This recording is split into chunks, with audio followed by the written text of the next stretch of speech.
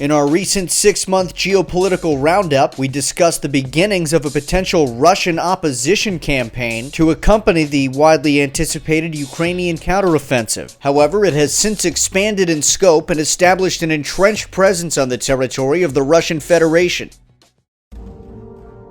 As we previously covered, on May 22, 2023, Ukrainian-backed Russian forces that are in opposition to the regime in Moscow crossed the frontier into the Belgorod Oblast and seized a border checkpoint. There was extensive video and imagery of the clash. In addition to providing these forces with weapons and equipment, the Ukrainians also reportedly provided covering artillery fire for the operation. The Russian opposition was able to take control of several villages, as regular Russian border control forces were overwhelmed and had to retreat. The Russians had taken some precautions against this, building up defense lines in the Belgorod area, but they were makeshift and proved ineffective. Russia was instead forced to send in reserves from other areas of the front. On the second day, the Russian reinforcements finally bogged down the opposition, although they were unable to force them back across the border, despite opposition personnel reportedly numbering no more than 200. The fighting stalemated in the town of Gryvorod, and eventually the arrival of Russian reinforcements prompted the Russian opposition to withdraw back to Ukrainian territory. Nonetheless, symbolically, a clear shot had been fired across the Russian bow. At the time of our last look at the situation, back at the beginning of June, there were reports of new cross-border activity near the village of Shebekina. Reports indicated shelling as well as the beginnings of another incursion on the ground.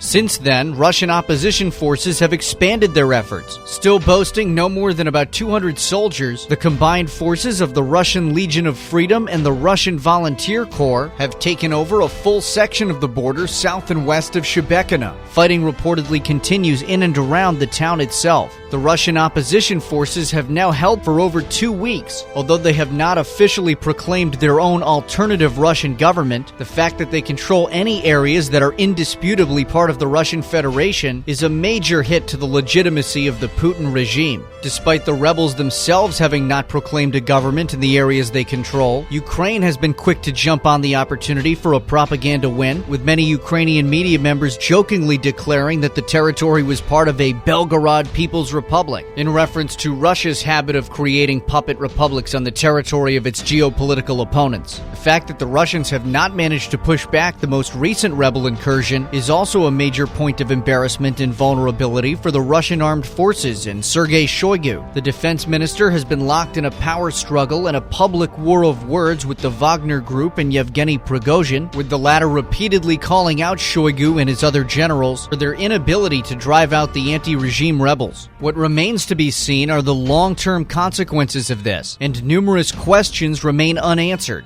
If the opposition can increase recruiting, will they go further? Will they proclaim an alternative government in opposition to the regime in Moscow? Will they gain enough of a presence to play a part should Russia fall into infighting? None of these answers are clear at the moment of this video's release. What is for certain is that in its embryonic stages, Russian opposition factions have managed to gain and hold territories universally recognized as part of Russia itself. The longer they remain in place, the more Moscow's prestige stands to suffer, not just on the international stage, but domestically as a result of a failure to protect the country's borders, one of the key parts of the social contract underpinning any government. One more note on this subject regarding the apolitical world map itself. At the time of the 6-month update, although it was known that they'd briefly taken Gryvorod and then retreated, the opposition's presence on the ground in the Shebekina area was not yet confirmed, although shelling was confirmed to be ongoing. Since then, we learned that the border was indeed breached on that day, so we've updated the apolitical world map to reflect the reality on the ground as of June 1st. And of course, since then, as we've seen today, the opposition forces have expanded their presence and have now even entrenched themselves on the territory of Russia proper.